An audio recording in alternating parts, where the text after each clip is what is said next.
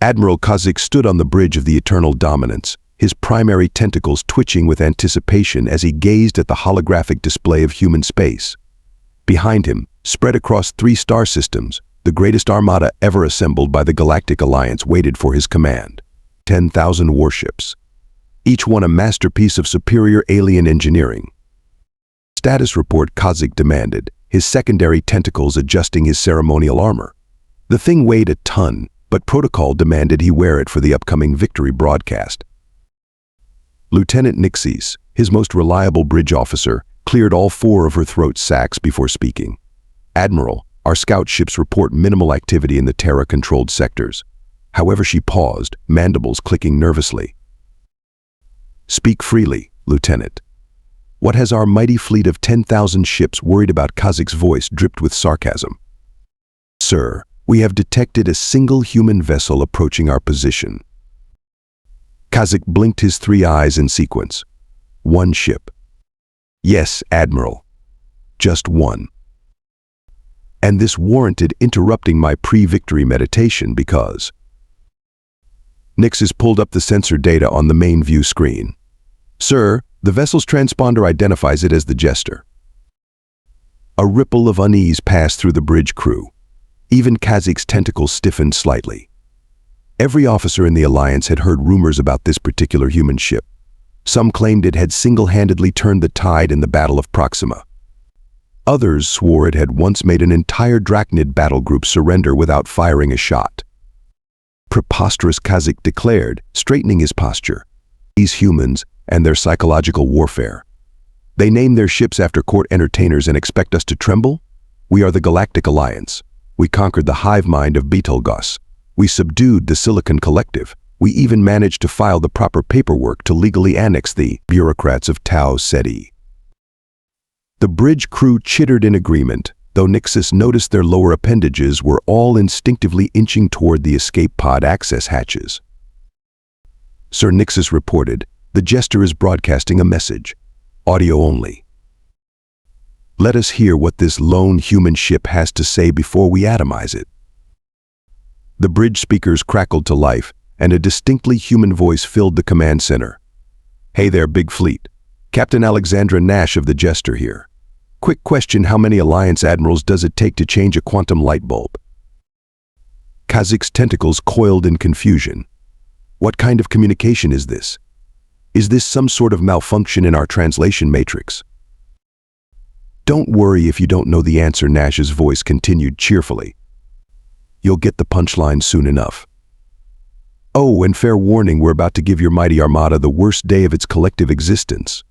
But hey, at least you'll have a funny story to tell at the surrender ceremony. You know, assuming any of your ships can still transmit by then. The transmission cut off, leaving the bridge in stunned silence. Kazik's facial tentacles flushed a deep shade of indignant purple.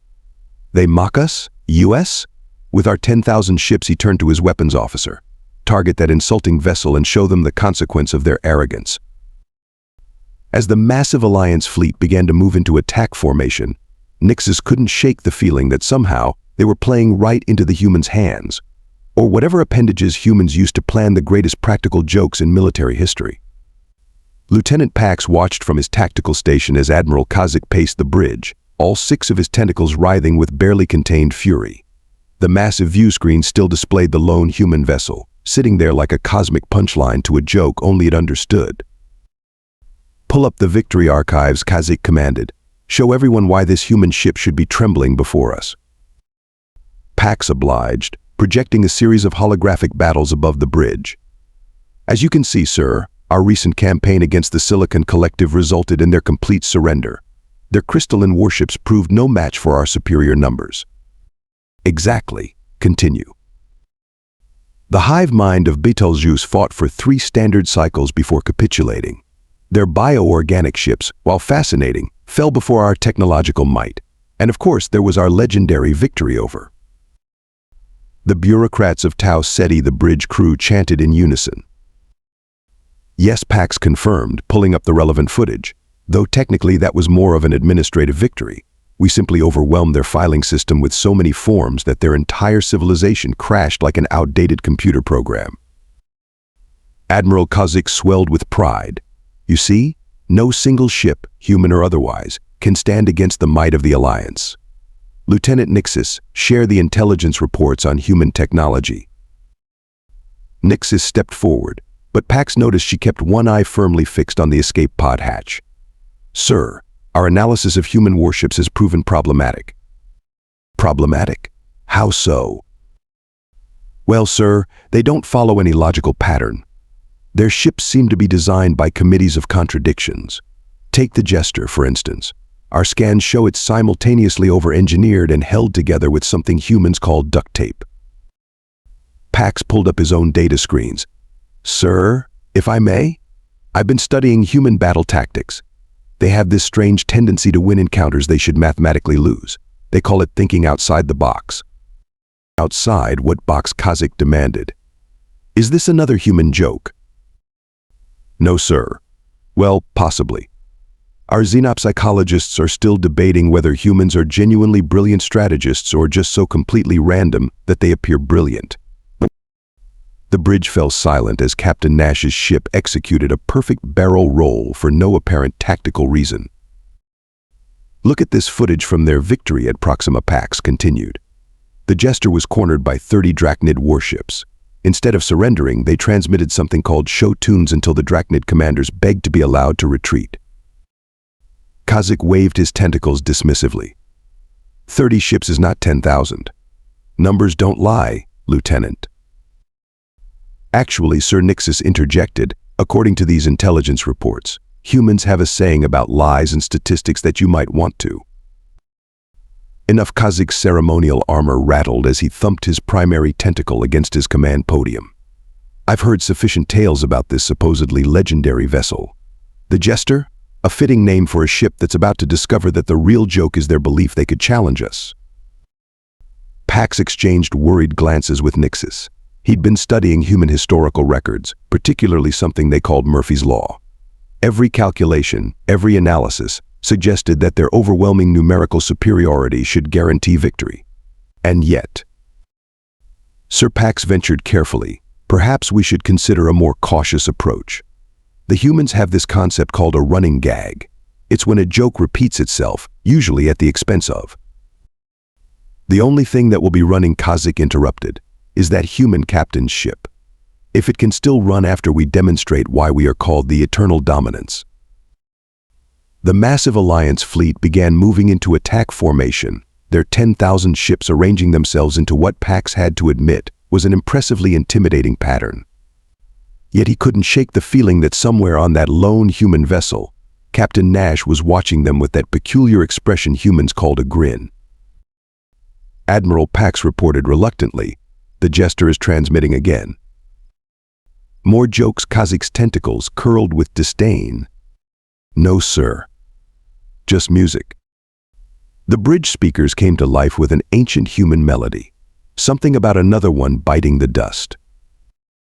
Pax made sure his own escape pod coordinates were pre-programmed, just in case, knowing human battle history wasn't going to be the punchline of today's cosmic joke. Admiral Kazakh straightened his ceremonial armor, ensuring all his metals caught the light just right. Open a visual channel to the Jester. Let us give them one chance to surrender before we demonstrate our superiority.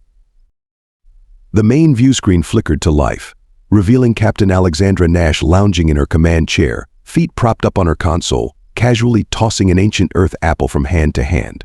Behind her, her bridge crew appeared to be playing cards. Greetings. Admiral Nash caught the apple without looking. Love the tentacle armor. Very shiny. Does it come in other colors? Kazakh's facial appendages twitched. Captain Nash, you face the combined might of the Galactic Alliance. 10,000 warships stand ready to. Quick question, Nash interrupted, taking a bite of her apple. Do you know why the Alliance navigator crossed the nebula? Lieutenant Pax leaned toward Nixis. Is this another human joke? Should we be taking notes? Silence, Kazakh thundered. Captain Nash, this is a formal diplomatic exchange. You will show proper respect or face immediate annihilation. To get to the other tide, Nash announced, grinning. Get it? Because spatial tides and nebulae are no. Tough crowd. Maybe I should try my material about quantum entanglement. It really brings the house down. Well, technically it both brings the house down and doesn't until you observe it. The Alliance Bridge crew stared in bewilderment as Nash's crew burst into laughter. Captain Kazik's voice dripped with forced patience. You are outnumbered 10,000 to 1. Your situation is hopeless. Surrender now, and we may show mercy. Nash sat up straight, suddenly serious. Counteroffer. You surrender now and I promise to only make you the punchline of half my jokes at next month's Galactic Comedy Club meeting. This is absurd. Lieutenant Pax, explain to the human the full capabilities of our fleet. Pax cleared his throat. Captain Nash, our fleet carries enough firepower to reduce a small moon to cosmic dust. We have state-of-the-art shields, quantum-locked armor plating, and really shiny metals. Nash added helpfully. Don't forget those. They're very impressive. Almost as impressive as your filing system victory over the bureaucrats. Though personally I would have just sent them a spam email about extending their ship's warranty. Kazik slammed all 6 tentacles against his command console. Enough. These are serious negotiations. Oh, I am being serious. Nash's grin widened. By the way, Admiral, you might want to tell your ships in Sector 7 to stop trying to sneak around behind me. They're about to find out why we called this ship the Jester. What? I gave no such order. To Kazik spun toward his tactical display just as alarms began blaring. Too late, Nash announced cheerfully. Don't worry though, they're fine. Well, mostly fine. They might be flying in circles for a while. We may have replaced their navigation data with coordinates for something humans call a conga line. Pax watched in horror as 30 Alliance ships began moving in a bizarre snake-like pattern through space, their crews apparently unable to override their controls.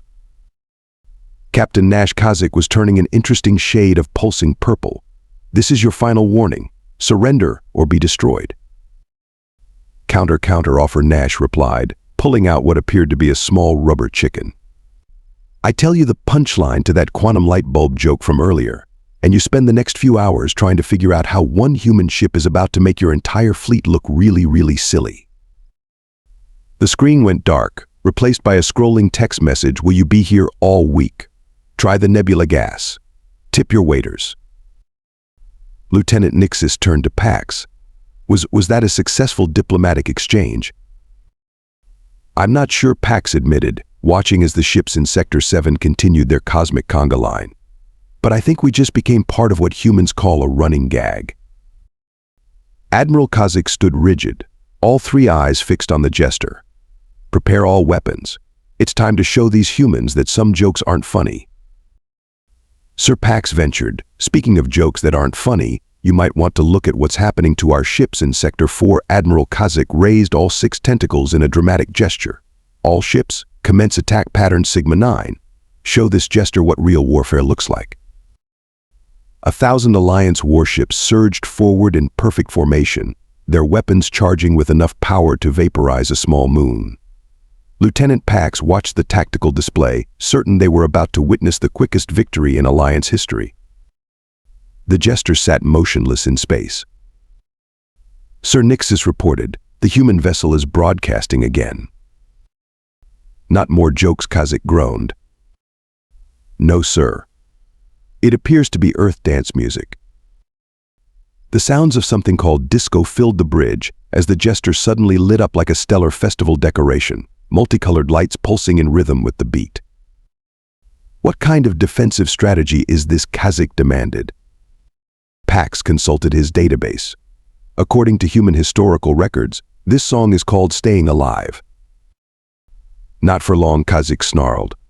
All ships, open fire. A wave of energy weapons converged on the Jester's position. For a brief moment, Pax felt almost sorry for the humans. Then he noticed Captain Nash's ship was no longer where it had been. Target lost, Nixis announced. The Jester somehow slid between our firing solutions. Impossible. 10,000 ships can't all miss. Would you believe we just got served? Nash's voice crackled over the comm. That's a little Earth dance battle reference for you. Speaking of battles, you might want to check on your ships in Sector 2. Kazik spun toward the tactical display. 100 Alliance warships were spinning in space, their engines seemingly synchronized to the beat of the music still playing across all frequencies.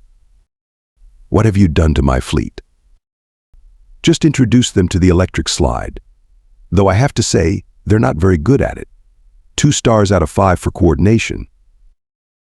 Admiral Pax interrupted. The Jester is approaching our left flank. All ships, concentrate fire. No human vessel can survive the combined firepower of... Sorry to interrupt, Nash's cheerful voice cut in, but did you know humans have this old saying about counting chickens before they hatch? No. Well, this is awkward. The Jester zipped through the Alliance formation, trailing what appeared to be glitter. Status report, Kazakh bellowed as hundreds of proximity alarms screamed across the fleet. Nixis frantically worked her console. Sir, the glitter, it's not glitter. It's millions of tiny mirrors. Our targeting systems are getting confused by the reflections. Half the fleet is firing at its own reflections. That's not even scientifically possible. Tell that to the 3 cruisers that just shot themselves, Pax observed. The Jester swooped past the bridge of the Eternal Dominance, close enough for them to see Captain Nash waving through the viewport. She appeared to be wearing something called a party hat. Clever strategy, Pax mused. The mirrors create a targeting nightmare while simultaneously making our ships look absolutely fabulous. Stop admiring the enemy tactics. Kazakh's tentacles were practically tied in knots. Launch the fighter squadrons. Let's see how well they dance through a swarm of 10,000 fighters. The launch bays of the Alliance fleet opened, disgorging waves of smaller craft. The Jester responded by releasing what looked like enormous soap bubbles into space. Sir Nixis reported with a mix of horror and fascination. Those bubbles are made of some kind of quantum foam. The fighters are getting trapped inside them. Sure enough, hundreds of Alliance fighters were now bobbing helplessly in giant iridescent spheres, their pilots reduced to providing impromptu entertainment for the Jester's crew. They look like party decorations, Pax noted. Very festive. Stop saying things like that. Kazakh's ceremonial armor was starting to show stress fractures from his agitated tentacle movements. This is warfare, not a celebration. About that, Nash's voice returned. Since you're all here, we thought we might as well throw a party. Hope you don't mind, but we took the liberty of redecorating your ships in Sector 5. The tactical display showed 300 Alliance warships now adorned with what appeared to be giant party streamers, their once intimidating forms transformed into what humans might call a cosmic conga line. This is impossible, Kazakh whispered. We are the mighty Alliance. We conquered the Silicon Collective. We defeated the hive mind of Betelgeuse. We filed the proper paperwork. And now you're about to learn why humans call it a party pooper, Nash replied. By the way, remember how I mentioned something about quantum light bulbs earlier? You might want to shield your eyes. The Jester spun in a graceful arc, releasing a burst of energy that transformed a quarter of the Alliance fleet's exterior lighting into what Pax's database identified as disco balls. Status report, Kazakh demanded weakly. Sir Pax consulted his readings. In the past 10 minutes, we've lost effective combat capability in 4 sectors. 300 ships are now part of an involuntary dance competition. And is that karaoke starting up in Sector 8?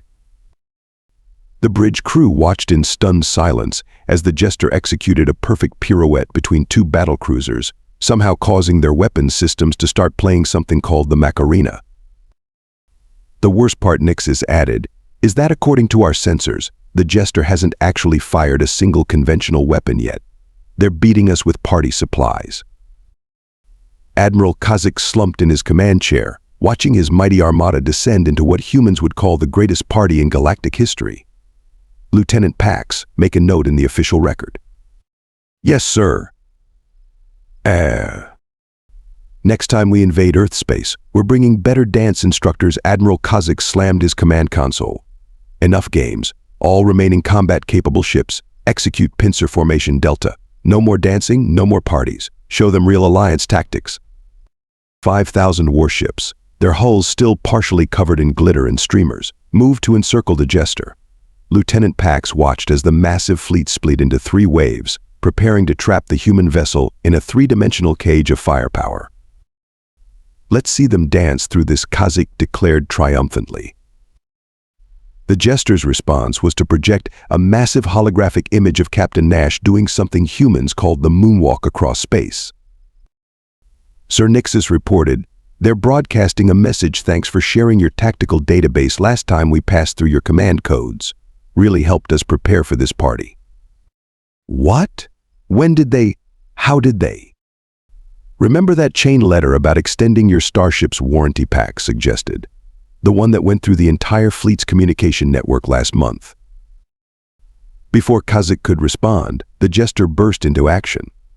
The single human ship executed a perfect replica of the Alliance's most famous battle maneuver, the Spiral of Dominance. Except they were doing it at 3 times the normal speed, backwards, and somehow leaving a trail of holographic rubber ducks in their wake. "They're using our own tactics against us," Nixus exclaimed. "But they're adding style points." The Jester wove through the first wave of Alliance ships, causing them to crash into each other as they tried to track its erratic movement. Each collision was accompanied by a sound effect from what Pax's database identified as classic cartoon shows. "Second wave, prepare to fire," Kazik ordered. Sir Pax interrupted. "The Jester is transmitting directly to our second wave. They're sending performance reviews." Indeed, every ship in the second wave was receiving detailed critiques of their battle performance, complete with numerical scores and suggestions for improvement. The effect on morale was devastating. "Their formation is a 3 out of 10 at best," Nash's voice echoed across the command channel. "But don't worry, we're here to help you practice. Let's start with something simple, like not shooting yourselves." The Jester unleashed a barrage of what appeared to be paint torpedoes, coating the entire second wave in neon colors that spelled out "your other left" across their hulls. "This is impossible." Kazik's tentacles were practically tying themselves in knots. "Their ship can't possibly carry enough ammunition for this." Actually, Sir Pax consulted his readings. They appear to be using our own replication systems to manufacture their supplies. Remember that software update about improved battlefield resource management? The warranty spam had attachments, Nixus added helpfully. The third wave of Alliance ships moved to execute their part of the pincer movement, only to find the Jester had somehow reprogrammed their tactical displays to show everything in what humans called manga style. "Combat effectiveness is down 70%, Pax reported. Apparently our crews are too busy admiring how cool their ships look in anime form." Kazik watched in horror as the Jester performed a series of maneuvers that his tactical computers identified as the Macarena, the robot, and something called the funky chicken. Each move resulted in another segment of his fleet either tangling themselves in their own formation or accidentally enabling their emergency party protocols. "Status report," he demanded. Nixus pulled up the fleet overview. "Sir, 2,000 ships are currently stuck in a conga line, 1,000 are engaged in what appears to be a synchronized swimming competition, and 500 have somehow been transformed into a giant space-borne game of Pong." "What's happening to Sector 12?" Pax asked, pointing to a strange formation developing at the fleet's rear. According to these readings, Nixus checked her instruments. Those ships are spelling out "ha-ha" in letters 5 light seconds tall. The Jester swooped past the bridge again, this time trailing a banner that read, "Your fleet's performance review needs improvement. See me after class." "Direct hit on their stern," Kazik suddenly shouted as one of his few remaining functional ships finally scored a lucky shot. The celebration lasted approximately 3 seconds, until they realized the Jester's hull was now covered in what appeared to be googly eyes. "Thanks for the paint job," Nash transmitted. "We were going for a more casual Friday look anyway. Now, who's ready for the grand finale?" The human ship spun in place, releasing a wave of what Pax's sensors identified as party invitations. "Sir," he reported, "every ship in the fleet is receiving a detailed critique of their tactical errors, along with invitations to something called Dance Dance Revolution Space Fleet Edition." The effect was instantaneous. Entire squadrons of Alliance ships began breaking formation to argue about their scores. Others started attempting to improve their ratings by executing increasingly elaborate maneuvers, most of which ended with them tangled in their own party streamers. We still have them outnumbered, Kazakh insisted, though his tentacles were noticeably drooping. 3,000 ships to 1. About that, Nash's voice returned. Remember how I mentioned we had access to your tactical database? Fun fact, we also found your ship's self-destruct codes. Don't worry, we replaced them with something much more entertaining. As if on cue, every remaining Alliance vessel began broadcasting what humans called karaoke versions of their greatest military anthems. In swing time. The Eternal Dominance's weapons are offline, Nixis reported. They've been replaced with a disco ball launcher. Our mighty dreadnought, Kazakh whispered in horror, has been turned into a dance club. On the bright side, Pax noted, checking the latest performance reviews, we're finally scoring higher on style points. The Jester made one final pass through the remnants of the once mighty fleet, somehow managing to arrange every disabled ship into a perfect recreation of an ancient human party game called Twister. Well, this has been fun, Nash transmitted, but we should wrap this up. Some of us have actual battles to fight. Oh, and Admiral, about that quantum light bulb joke from earlier. Yes, Kazakh asked weakly. Turns out you don't need to change it. You just have to observe it in a different state. Get it? Because quantum, never mind. Tough crowd. We'll work on your sense of humor at the surrender ceremony. Bring snacks. Lieutenant Pax stood before the tactical display, watching the remnants of the Alliance fleet drift in various states of disco-induced chaos. Behind him, Admiral Kazakh had slumped into his command chair, all 6 tentacles limp with defeat. Sir Pax ventured carefully, I believe I understand what the humans have done. They didn't just defeat us. They studied us. Explain, Kazakh muttered, absently picking glitter off his ceremonial armor. Look at the pattern. The warranty scam? That was a reference to our victory over the bureaucrats of Tau Ceti. The quantum foam bubbles. An ironic twist on how we trapped the Silicon Collective. Even the party decorations are a mockery of how we contained the hive mind of Betelgeuse. Nixis pulled up the battle data. He's right, sir. Every single one of their tactics is a carefully choreographed parody of our greatest victories. They turned our own history into a comedy routine, Pax finished. And we played right into it. Every counter move we tried just gave them more material to work with.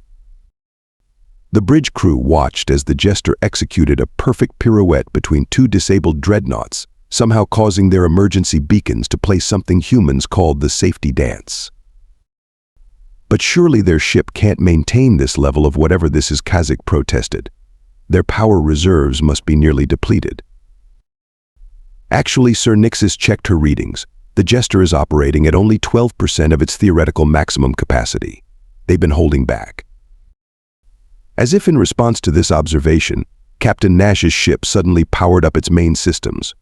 The energy readings caused every sensor on the bridge to start playing trumpet fanfares.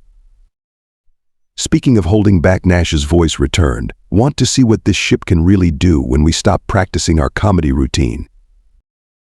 The Jester's hull began to shimmer, the googly eyes disappearing to reveal what appeared to be thousands of microfabricators, each one capable of producing anything from party supplies to tactical-grade confusion. Those aren't just party tricks, Pax realized, his professional admiration overtaking his sense of defeat. That's a fully automated manufacturing system. They could produce enough materials to keep this up for years. And the dance maneuvers, Kazakh asked weakly. Perfect battlefield mobility training, sir. While we were laughing at their apparent randomness, they were calculating exact trajectories through our formation. The better they danced, the better they fought. The Jester demonstrated this point by performing what Pax's database identified as a breakdancing move, somehow causing a squadron of Alliance ships to tie themselves into a perfect pretzel formation. Even the joke served a purpose, Nixis added. They kept us off balance, made us emotional, drove us to make mistakes. We were so busy being offended by their apparent lack of seriousness that we never noticed them systematically dismantling our tactical advantages. Admiral Kazakh stood slowly, his armor creaking. You mean to tell me that this entire time, while they were turning my fleet into a galactic laughingstock, they were actually executing a precisely calculated battle strategy? Yes, Sir, Pax confirmed. And if these new power readings are accurate, they could have done it in half the time with twice the efficiency. They chose to do it this way because it was funnier. Nash cut in, her ship now casually juggling deactivated Alliance fighters like party balls. Also educational. You folks really needed to learn how to lighten up. Military precision is great and all, but have you ever tried precision while doing the chicken dance? Much harder, much more impressive.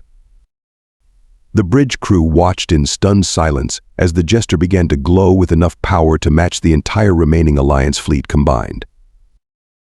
So Nash continued cheerfully, "Now that you understand exactly how thoroughly we've outmaneuvered you, let's discuss surrender terms.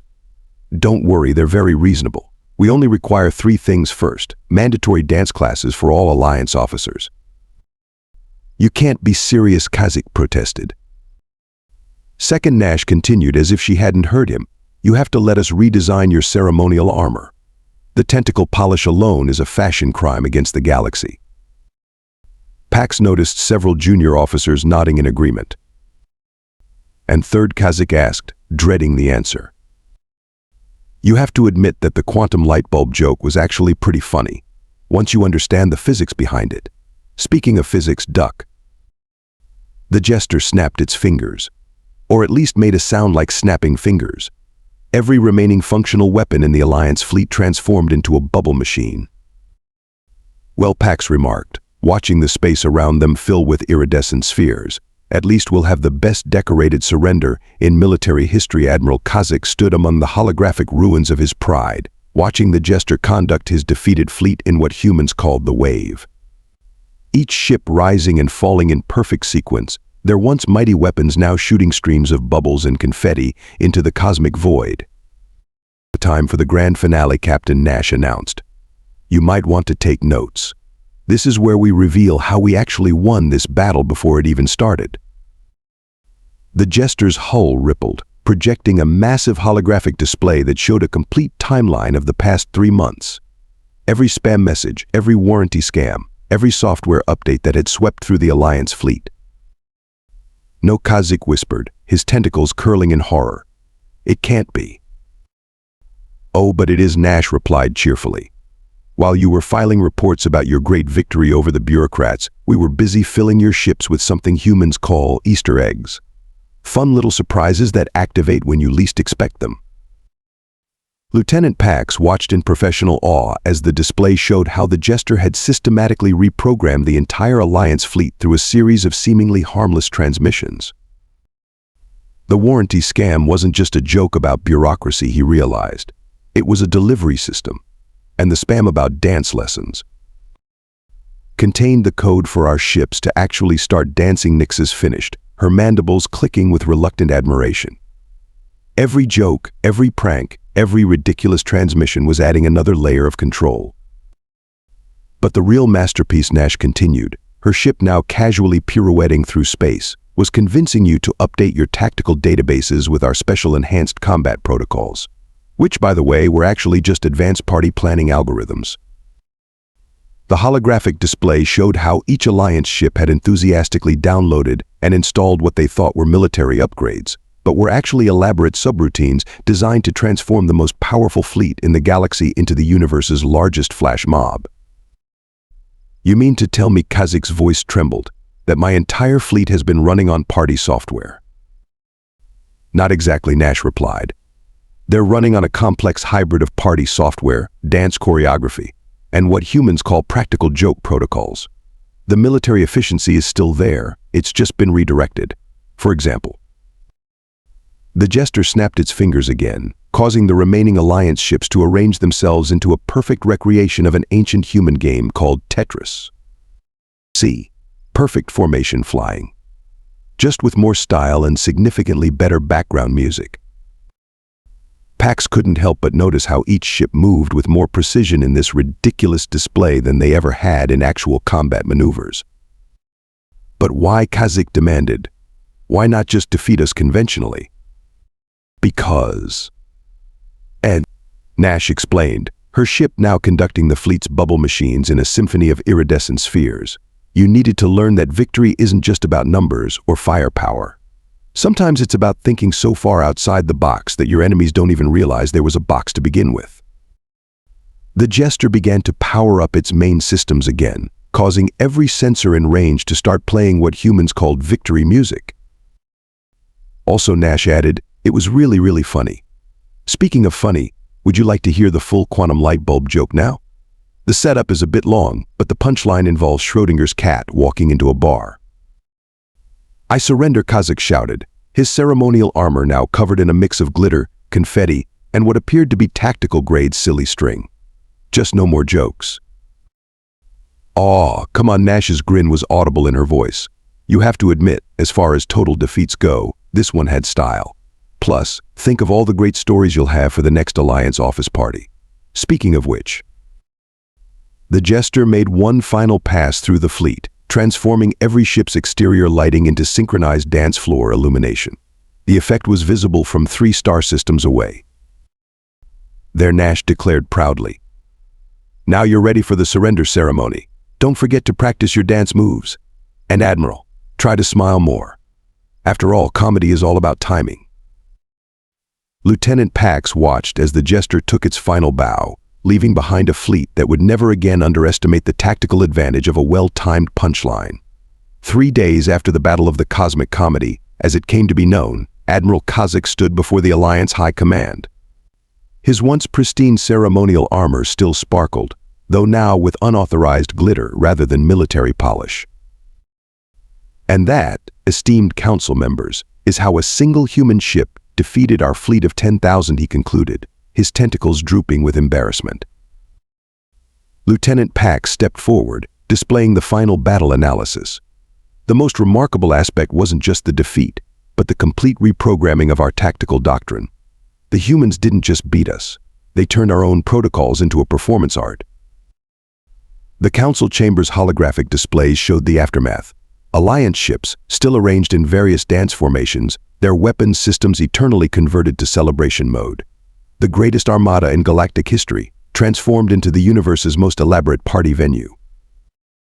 The truly humbling part, Nixis added, checking her data pad, is that Captain Nash left us a message. It was hidden in our ship's new party protocols. "Show us," the council leader commanded.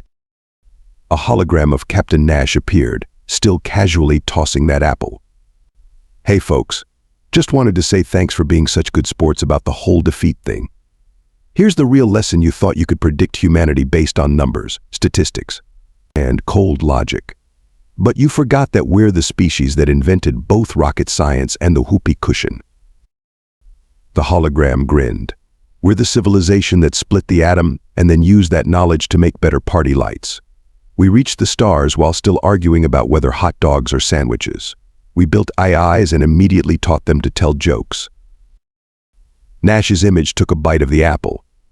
"You see, that's humanity's real superpower. We can be serious and silly, brilliant and ridiculous, all at the same time. We'll solve quantum physics equations while having a dance party. We'll explore the cosmos while making terrible puns about space. And if you come at us with 10,000 ships, well, we'll just have to turn it into the biggest party this galaxy has ever seen." The message ended with a final wink.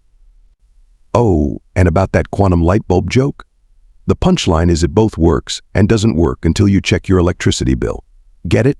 Because quantum superposition, and never mind. We'll work on your sense of humor during the peace negotiations. Bring snacks." Admiral Kazakh looked out at the stars through the council chamber's viewport, where his fleet still sparkled with unauthorized celebration lighting. Perhaps he mused, his tentacles forming a thoughtful knot, we should reconsider our approach to human relations. "Indeed," Pax agreed. "Though first, sir, you might want to attend those mandatory dance lessons. I hear the Macarena is particularly challenging for beings with 6 tentacles."